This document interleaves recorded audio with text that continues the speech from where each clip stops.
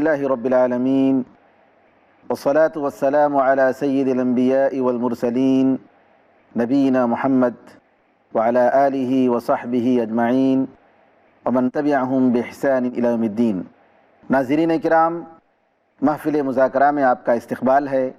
السلام علیکم ورحمۃ اللہ وبرکاتہ۔ وعلیکم السلام۔ آج کے پروگرام کا عنوان ہے شادی اور آج کا مسلمان۔ اس محفل مذاکرہ میں ہمارے مہمان ہیں شیخ رضوان رفیقی صاحب، سابق صدر S I O U P, اور مولانا عبداللہ مدنی جھنڈا نگری، چیف ایڈیٹر ماہنامہ نور توحید نیپال، اور مولانا مفتی شکیل احمد سیتاپوری قاسمی، سیتاپور کے آپ مفتی ہیں۔ ہم ان تمام علماء اکرام کا شکریہ ادا کرتے ہیں، اور آج کے موضوع شادی اور مسلمان کے تعلق سے ان علماء اکرام کے تجربات اور اسلامی تعلیمات کی روشنی میں اس اہم عنوان پر ہم کلام ہوں گے۔ مولانا، یہ ایک اور برائی عام طور پر دیکھنے میں آتی ہے، شریعت نے برائی کے جتنے راستے ہیں ان کو بند کرنے کی بڑی کوشش کی ہے، اور واضح طور پر بتا دیا ہے کہ یہ سب نہیں کرنا چاہیے۔ مثال کے طور پر شادی کے موقع پر عورت اپنے گھر سے بالکل بن سور کر نکلتی ہے، خیر زینت اگر پردے کے اندر چھپی ہے تو کوئی حرج نہیں، لیکن پرفیوم لگانا، ایسا پرفیوم جو بالکل یعنی نعوذ باللہ محرک ہو اور فتنے میں ڈالنے والا ہو، نبی کریم صلی اللہ علیہ وسلم نے منع کیا ہے کہ کوئی عورت ایسی حالت میں نکلتی ہے تو نعوذ باللہ وہ تو زانیہ عورت ہے۔ آج کل ہمارے ہاں بالکل عام ہو چکا ہے، عورت جب گھر میں ہوتی ہے اس کا لباس وہ باورچی خانے کا جو لباس ہوتا ہے وہ پہن کے رہتی ہے، شوہر کے لیے تو خوبصورتی نہیں ہوتی ہے، اور جتنے وسائل ہوتے ہیں وہ سب گھر کے باہر کے لیے ہوتے ہیں، گھر کے اندر جو خادمے کی شکل میں ہوتی ہے، اور جب گھر کے باہر جانے کا مسئلہ ہوتا ہے تو پوری طریقے سے سنور کر بن کر۔ تو یہ کہاں تک اسلامی قانون کے لحاظ سے صحیح ہے مولانا؟ اسلامی قانون سے مطابقت تو ان کے نزدیک بھی یہ عمل نہیں رکھتا جو ایسا کرتے یا کرتی ہیں، اور یہ بھی وہی مشرکین، مادہ پرست، ناخدا ترس، جو خدا کا یہ کہ منکر ہیں، جو کمیونسٹ ہیں، جو دہریے ہیں، یعنی یورپ یہ انہی کی نقل ہے۔ جن لوگوں کا یورپ جانا ہوا وہ دیکھتے ہیں کہ وہاں کی لڑکیاں، وہاں کی عورتیں جب گھر سے باہر نکلتی، گھر میں تو چاہے پرفیوم وغیرہ کا استعمال نہ کریں، مگر گھر سے جب باہر نکلیں گی تو خوشبو بکھیرتی ہوئی نکلتی۔ اول تو حدیث میں عورت کو خوشبو کے استعمال کرنے سے منع کیا گیا حتی الامکان، لیکن اگر وہ استعمال بھی کرے تو گھر کے اندر ایسی خوشبو استعمال کرے کہ جس کا رنگ ہلکا ہو اور خوشبو تیز ہو، لیکن جب وہ باہر نکلے تو ایسی خوشبو استعمال کرے کہ اس کا رنگ تو ہو لیکن خوشبو اس میں نہ ہو۔ اور یہ تو خالص بس اس موقع پہ وہی آیت یاد آتی، ہمارا قلوب فاسد ہو چکے ہیں، کلا بل ران علی قلوبہم ما کانوا یکسبون، ہمارے دلوں پہ زنگ لگ چکا ہے کہ برائی کا احساس ختم ہو چکا ہے۔ حدیث شریف میں آتا ہے کہ آدمی برائی کرتا ہے، توبہ کر لیتا ہے تو دل کے اوپر جو سیاہ دھبا ہے وہ زائل ہو جاتا ہے، لیکن برائی کرتا رہتا ہے اور دھبے پڑتے رہتے ہیں، یہاں تک کہ پھر نیکی کی قبول کرنے کی گنجائش نہیں رہتی۔ وہ ہمارے معاشرے کا حال ہو چکا ہے۔ اللہ اکبر۔ اسی پہ وہ اقبال نے کہا ہے کہ متا تو لٹ جائے لیکن وائے ناکامی متائے کارواں جاتا رہا، اور کارواں کے دل سے احساس زیاں جاتا رہا۔ احساس زیاں بھی جو ہے صورت اتنی نازک ہو چکی ہے مولانا جی کہ سخت ٹھنڈک کے ایام میں بھی مرد جبکہ 3 پیس سوٹ میں ہوتا ہے، گرم شیروانی، شال، کپڑے ایسے جو بدن کو راحت دے سکیں، پہن کے شادی میں شریک ہوتا ہے۔ یہ خاتون خدا جانے کس مجبوری کے تحت گھر سے نکلی ہے، سوٹر تک اس کے بدن میں نہیں ہے، تاکہ جو کپڑے بڑے خوبصورت سے ہیں، جو سوٹ ہے، بلاؤز ہے، ساڑی ہے، شلوار ہے، قمیص ہے، اس کے اندر جو زیب و زینت کے سامان ہے وہ کہیں شال وغیرہ سے وہ دب نہ جائے، چھپ نہ جائے۔ اور گھر والے وہ کس انداز کی سوچ رکھتے ہیں کہ خواتین کو خود تو بچ کر کے جاتے ہیں کہ ٹھنڈک ہے، ہوا لگ جائے گی، ٹھنڈک لگ سکتی ہے، اور خواتین کو اسی طرح سے نکالنے کی اجازت بھی دے دیتے ہیں۔ تو یہ تو ان پر ظلم ہے۔ خواتین کے اندر یہ تبدیلی لانی چاہیے، اور پھر ہماری جو غیرت اسلامی ہے उस पर तो आँच कभी नहीं आने देना है। अल्लाह अकबर। मौलाना इसमें दो चीज़ें हैं इसी ज़िम्न में। जी।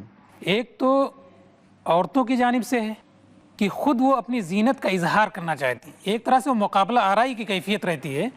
और बात तो यहाँ तक कि बाज़ औरतें जो शादी में शरीक नहीं होती इसलिए कि मेरे पास नए जोड़े नहीं हैं, मैं ये जोड़े तो पहले पहन करके एक शादी में शरीक हो चुकी हूँ, पूरे महल्ले ने या पूरे कस्बे ने शादी में जो लोग शरीक होते हैं देख लिया है, अब मैं कैसे पहन करके मैं शादी में नहीं जाऊंगी जब तक कोई दूसरा नया जोड़ा ना आए। फिर इसी तरह से वो जो जेवरात की नुमाइश की वहाँ पे सिर्फ यही चीज़ें होती हैं कि फ़लाँ का जेवर इतना अच्छा था, फ़लाँ के कपड़े इतने अच्छे थे, ये सब चीज़ें। दूसरी जो चीज़ ये है, जैसा मौलाना फरमा रहे थे कि मर्द, ये मगरबी तहजीब की जो यलगार है उसमें ये हुआ कि मर्द तो अपने आप को बहुत सेफ कर लिया गया, तमाम मौसम के लिहाज से वो अपने जिस्म की हिफाजत तो करता है, लेकिन औरतों के लिए उसने जो है कुछ ऐसी चीज़ें नहीं छोड़ी कि वो अपनी सहूलत के लिहाज से वो करें। वो बिल्कुल बिकाऊ चीज़ की हैसियत से सिलाज हबिया जिसे बोलते हैं कि बाज़ार में पेश करके, तो वही चीज़ वो पूरा मगरबी कल्चर का जो तस्वुर है वो अपना रंग दिखा रहा है और औरतें उसकी सबसे ज़्यादा शिकार हैं। अल्लाह अकबर। नाज़रीन किराम, शादी और आज के मुसलमान के मौजू पर बहुत सारी बातें आईं, जिनमें शादी जल्दी करनी चाहिए, शादी के ताल्लुक़ से अहकाम व मसाइल, रफ़ीक़ हयात के इख्तियार में किन बातों का ख़याल करना चाहिए, इसी तरीक़े से हमारे मुआशरे में मौजूद रस्म व रिवाज के ताल्लुक़ से बात हुई, ज़ियाफ़त और वलीमे के आदाब के ताल्लुक़ से बात हुई। अब हम आपके सामने शादी में मौजूद बिदअतों के ताल्लुक़ से बात करेंगे। मैं उलमा इकराम से गुजारिश करूँगा कि शादी में मौजूद जो बिदअतें आजकल राइज हैं, जिनको इबादत या दीन की शक्ल दे दी गई है, उसके बारे में आप नाज़रीन इकराम को बताएं कि नबी करीम सल्लल्लाहु अलैहि वसल्लम की सुन्नत से इनका कोई ताल्लुक़ नहीं। बहुत सारी बिदअतें हैं और मैं समझता हूँ कि हर इलाक़े के ताल्लुक़ से बिदअतें नई नई बिदअतें हैं। मिसाल के तौर पर ये एक बिदअत तो बिल्कुल आम है कि मुहर्रम का महीना नहुसत का महीना समझा जाता है और मुहर्रम के महीने में शादी महलें पूरी खाली होती हैं और शादी के ताल्लुक़ से किसी भी चीज़ का मुहर्रम के महीने में रखना वो एक बहुत ही बड़ा जुर्म समझा जाता है। इसके बारे में मुफ्ती साहब नाज़रीन किराम को बताएं कि कहाँ तक सही है। आपने बहुत अच्छा सवाल किया और मैं अपने नाज़रीन के भी गोशगुजार करना चाहता हूँ और अपने रफ़क़ा के भी जो गुफ्तगू में हमारे रफ़ीक हैं कि मुहर्रम के महीने के बारे में जो अक़ीदा फ़ासिद किया गया, उस फ़साद अक़ीदा के तमाम मुसलमान और मुसलमानों का सवाद आदम शिकार हो गया। नऊज़ुबिल्लाह। सबसे पहले अपने जहनों से हमारे नौजवानों को और हमारे बुज़ुर्गों को ये निकाल देना चाहिए कि मुहर्रम की अहमियत शहादत हुसैन से है। बिल्कुल सही। शहादत हुसैन की अहमियत के हम मुनकिर नहीं हैं। आले रसूल से मोहब्बत हमारा ईमान का जुज़ है। अल्लाह अकबर। हम नमाज के अंदर अल्लाहुम्मा सल्ली अला मुहम्मद व अला आलि मुहम्मद पढ़ते हैं। बिल्कुल। आले रसूल से मोहब्बत, असहाब रसूल की अज़मत, हम दोनों चीज़ों के कायल हैं। हम तो एतदाल वाले हैं, ना हम इनको तर्क करते ना हम उनको तर्क करते। इमाम शाफ़ी रहमतुल्लाह अलैह का वो शेर, इनकान हुब्बु आल मुहम्मदिन इनकान रिफ़ज़न हुब्बु आल मुहम्मदिन फ़लयशहदिस सकलान अन्नी राफ़िज़, फलियशहदिस सकलान अन्नी राफ़िज़ी। तो ये बात तर्जुमा बता दीजिए, सुना दीजिए मौलाना। हज़रत इमाम शाफ़ी रहमतुल्लाह अलैह फरमाते हैं कि अगर आले रसूल से मोहब्बत करना ही राफ़ज़ी होना है तो जिन्नो इंस को मैं गवाह बनाकर और कायनात को गवाह बनाकर कहता हूँ कि मैं सबसे पहले राफ़ज़ी हूँ, क्योंकि मुझे आले रसूल से मोहब्बत है। तो आले रसूल से मोहब्बत करना राफ़ज़ी होना नहीं। तो अर्ज़ ये करना है कि ये जहन से निकाल दें हमारे नौजवान, हम शहादत हुसैन की अज़मत के कायल हैं। हज़रत हुसैन के साथ जो वाक़या फ़ाजिया हुआ, उसकी कसक और उसकी टीस हम अब भी महसूस करते हैं, लेकिन तारीख़ नहीं बदल सकते, हकीकत नहीं बदली जा सकती। हज़रत मुहर्रम की अहमियत तो इससे भी पहले से, और आप इससे अंदाज़ा कीजिए कि रसूलुल्लाह सल्लल्लाहु अलैहि वसल्लम ने 10 मुहर्रम को रोज़ा रखा और फरमाया कि अगले साल अगर میری زندگی رہی تو میں ایک روزہ اس میں بڑھاؤں گا. تو یہ شہادت حسین سے پہلے حضرت صلی اللہ علیہ وسلم نے کیوں روزہ رکھا؟ اس کا مطلب ہے کہ شہادت حسین سے پہلے حضرت کی حیات مبارکہ میں بھی محرم کی اہمیت تھی. تو محرم کی اہمیت اصل میں حضرت موسیٰ علیہ السلام کے زمانے سے ہے میرے عزیزو، کہ اس مہینے میں اور اس تاریخ میں اللہ تعالیٰ حق و باطل کے درمیان فیصلہ کن معرکہ پیش آیا تھا. یعنی فرعون غرقاب ہوا تھا اور اللہ پر ایمان رکھنے والے حضرت موسیٰ اور ہارون اور ان کے ساتھی نجات یاب ہوئے تھے اور فتح یاب ہوئے تھے. یہ اس کی یادگار ہے محرم. تو محرم خوشی کی یادگار ہے، اللہ اکبر، غمی کی یادگار نہیں ہے. دوسری بات ذرا غور کریں کتنا ظلم ہو رہا ہے ہماری نسل پر، کہ سال نو جب آتا ہے تو یورپ کی دنیا میں خربوں روپے خرچ ہو جاتے ہیں سال نو کے استقبال میں، خوشی میں سال نو کے استقبال کے نیا سال آ رہا ہے، نیا سال مبارک ہو، ایک دوسرے کو مبارکبادی دیتے ہیں. دنیا تو اپنے نئے سال کے استقبال کے اندر خربوں روپے خرچ کرے اور خوشی میں ڈوب جائے، اور ہمارا نیا سال آتا ہے تو ہم منہ لٹکا لیں.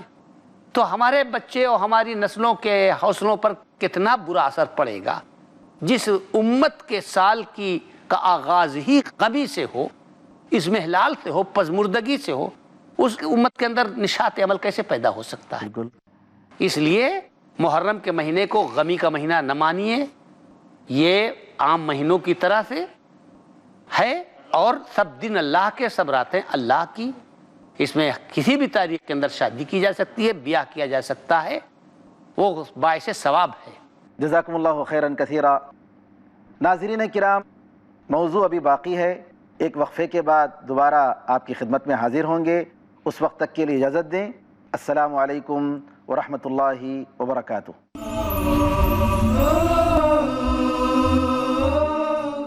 السلام علیکم ورحمۃ اللہ وبرکاتہ. ناظرین کرام، انتظار کرنے کا شکریہ. ہم اپنے موضوع کو جاری رکھتے ہوئے مولانا مدنی صاحب سے گزارش کرتے ہیں کہ لوگ نکاح اور رخصتی کے وقت کے لیے ایسے وقت کا انتظار کرتے ہیں کہ جس میں نحوست کا وقت گزر جائے. پتہ نہیں اس کو ہمارے ہاں راہو کالم بولتے ہیں اس کو، سعد و نحس اور سعد. جی. تو مولانا آپ ذرا اس کے بارے میں بتائیں کہ یہ مسلمانوں کا شیوا ہے، مسلمانوں کا طریقہ ہے کہ اوقات کی تقسیم، یہ نحوست کا وقت ہے، یہ سعادت کا وقت ہے، یہ اچھا وقت ہے، یہ برا وقت ہے، اس وقت میں رخصتی کرنی چاہیے، اس وقت میں نکاح ہونا چاہیے، فلاں وقت میں نہیں ہونا چاہیے. شریعت نے کچھ ایسا خاص وقت بتایا ہے؟ دیکھیے، علامہ اقبال کا ایک شعر ہے، یہ نغمہ فصل گل و لالا کا نہیں پابند، اللہ بہار ہو کہ خزاں لا الہ الا لا الہ الا اللہ. شادی بیاہ ہے، وقت طے ہے. میں خود ان حالات کا شکار بھی ہوا. بعض مقامات پر سارے لوگ بیٹھے ہیں، انتظار ہو رہا ہے، دولہا بیٹھ چکا ہے، گھر کے لوگ موجود ہیں، نکاح خواں تشریف لے آئے، کوئی کارروائی نہیں آگے بڑھ رہی. ہم لوگ حال میں بیٹھے ہیں، اسٹیج کا منظر کچھ دوسرا ہے، کوئی بات سمجھ نہیں آتی. بار بار پوچھا جا رہا ہے بھائی کیا نکاح ختم ہو گیا، دعا کب مانگی جائے گی؟ کچھ نہیں، کوئی آواز نہیں. لوگ خاموشی سے بیٹھے ہیں. آخر میں پتہ یہ چلتا ہے کہ اب نکاح ہونے جا رہا ہے. تو کیوں؟ تو 12 پہ رات کو جو بتایا گیا تھا کہ یہ سعد ہے، سعادت کا باعث، اچھا وقت ہے، اس میں نحوست کا کوئی تصور نہیں. تو اب وہ وقت شروع ہوا ہے، مولانا صاحب اب نکاح پڑھائیں. یہ امت ان حالات سے بھی گزر رہی ہے جو کبھی بھی ہمارے یہاں کی چیز نہیں تھی. یہ بھی باہر سے جو در آئی ہے، یہ وہ بدعت ہے، بدعت سیاح. بدعت سیاح کی ایسی بدعت ہے جو بدترین ہے. ساری بدعت بدترین ہوتی ہیں، اس میں کوئی شک نہیں. یہ بھی انہی میں سے ایک ہے کہ مسلمان سب کچھ طے ہونے کے باوجود حالات موافق ہیں، ساری چیزیں ہیں، کہ وہ یہ انتظار کرے کہ ابھی کوئی سعادت اور نحس کا جو تصور ہے ایک عالم دین نے، کسی مولوی صاحب نے، کسی پیر صاحب نے وہ وقت طے کر دیا ہے، اس کا لحاظ و خیال کرے. تو یہ تو نجومی کے پاس جانا، نجومی کے پاس جانا، اس کی باتوں کی تصدیق کرنا اسلامی شریعت میں جرم ہے. یہ جرم ہے. سعادت اور نحس کا ایسا کوئی تصور نہیں ہے. بعض اوقات ایسے جس میں نماز پڑھنے سے منع کیا گیا تو کسی نحس کی وجہ سے نہیں, اس کے اسباب کچھ اور ہیں. جی. تو یہ شادی بیاہ کا مسئلہ بھی لوگ رکے رہتے ہیں, تاریخ طے کرتے ہیں, کینسل کرتے ہیں. اور صاحب میں نے اپنے یہاں تو نہیں, دوسرے مذاہب کے بعض جگہوں پہ دیکھا ہے کہ اگر ان کو بتا دیا گیا کہ یہ وقت آپ کے لیے مناسب نہیں ہے تو کچھ روپیہ پیسہ دے کر کے اس کو مناسب کروا لیا جاتا ہے. اللہ اکبر. یہ چیز بھی سننے میں آتی ہے. مسلمانوں میں بھی یہ چیز ادھر ہی سے, دوسری ثقافتوں ہی سے آئی ہے. بے شک. تو اب جہاں یہ چیز ہو کہ باہر سے آ کر کے ہمارے یہاں وہ نکاح کا ایک جز بن جائے, بہرحال یہ بہت ہی ناپسندیدہ چیز ہے, اس سے ہمیں دور رہنا چاہیے. مولانا, اس بدعقیدگی کا شکار بیچاری عورت مظلوم بنتی ہے ہمیشہ. ایسا ہوتا ہے کہ ایک لڑکی نئی دلہن بن کر سسرال میں گئی, اس کے جانے کے چند دنوں کے بعد گھر میں کوئی مصیبت ہو گئی, تجارت ڈھپ ہو گئی, کسی کا انتقال ہو گیا, کوئی بڑا حادثہ ہو گیا. اب وہ بیچاری زندگی بھر منحوس بن گئی. جی. اور بعض جگہ ہم نے دیکھا ہے نعوذ باللہ, لڑکی کے تلوے کو دیکھتے ہیں, پیر کے نیچے دیکھتے ہیں کہ جگہ ہے کہ نہیں ہے. پیر کے نیچے اگر اس کا تلوا بالکل سپاٹ ہو, اس میں کوئی گیپ نہ ہو اور زمین پہ وہ تلوا لگتا ہو, تو یہ عقیدہ رکھتے ہیں کہ یہ مصیبت والی ہے. نعوذ باللہ. نعوذ باللہ. تو لڑکی کے تعلق سے خاص طور پر اس کے آنے کے بعد گھر میں کوئی حادثہ ہو جاتا ہے تو اس کے تعلق سے نعوذ باللہ یہ عقیدہ رکھنا کہ یہ عورت منحوس ہے, یہ کہاں تک صحیح ہے؟ مولانا رضوان ریاضی صاحب ماشاءاللہ جامعۃ الامام سعود سے فارغ ہیں ماشاءاللہ, مدینہ ریاض یونیورسٹی سے, آپ بتائیں اس نقطے پر. تقدیر پر ایمان رکھنا یہ ہمارے ایمان کا جز ہے, رکن اسلام ہے.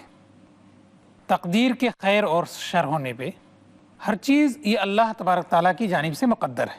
بے شک. کوئی بھی چیز اس دنیا میں رونما ہوتی ہے, وقوع پذیر ہوتی ہے, واقع ہوتی ہے, یہ سب اللہ تبارک تعالیٰ کی جانب سے. اور اس میں بھی ایک چیز ہمیں ہمارے سامنے رہنی چاہیے کہ جو مومن ہوتا ہے, جو مکمل طور سے اللہ تبارک تعالیٰ پر ایمان رکھتا ہے, اس کا ہر معاملہ خیر ہی خیر ہوتا ہے. ایک حدیث ہے, صحیح مسلم کی حدیث ہے کتاب الزہد میں, عجباً لامر المومن فإن امرہ کلہ خیر ان اصابتہ سرا فشکر فلہ الخیر وإن اصابتہ ضرا فصبر فلہ الخیر. ان اصابته سرا شکر فکان خیرا له فکان خیر اللہ وان اصابته ضراء صبر فکان خیرا له فکان خیر اللہ. تو کہ مومن کا معاملہ ہی عجیب ہے, اس کے تو ہمیشہ جو خیر ہی خیر ہے. اگر اسے اچھی چیز ملتی ہے تو وہ شکر ادا کرتا, تب بھی اس کے لیے خیر ہے. اور اگر کوئی مصیبت آ جاتی ہے, ناخوشگواری کوئی پیش آ جاتی ہے, وہ صبر اور ثبات قدمی دکھاتا ہے, تب بھی اس کے لیے خیر ہے. یہ اللہ تبارک تعالیٰ کی طرف سے ہر چیز متعین ہے. یہ ہمارے ایمان کا رکن ہے اور جز ہے. یہ نحوست کا تعلق وہ کسی تعلق سے ہو, ابھی گفتگو ہو رہی تھی ہمارے سامنے, ایام کے تعلق سے, وقت کے تعلق سے, اب ہم آ گئے ہیں فرد کے تعلق سے. جی بالکل. یہ نحوست یہ دراصل وہم کی بیماری ہے ہر آدمی, اور یہ وہم پرستی جو ہے یہ آدمی کو توحید سے خارج کر کے شرک کی طرف لے جاتی ہے. آدمی مکمل طور سے بزدل ہو جاتا ہے, ہمیشہ جو ہے وہ ڈرتا رہتا ہے. جب آدمی اوہام پرستی میں مبتلا ہوگا تو یہ وقت مناسب نہیں ہے, یہ نہیں مناسب ہے, یہ عورت مناسب نہیں ہے, اس کے سامنے امید کی کرن کم اور خوف کا خدشہ زیادہ رہتا ہے. تو اس لیے ہمارے سامنے یہ رہنا چاہیے کہ اللہ تبارک تعالیٰ کی طرف سے ہر چیز متعین ہے, خوشی ہو غمی ہو, یہ سب یہ کسی فرد کی وجہ سے نہیں, کسی وقت کی وجہ سے نہیں, کسی دن کی وجہ سے نہیں, یہ سب چیزیں نہیں ہیں.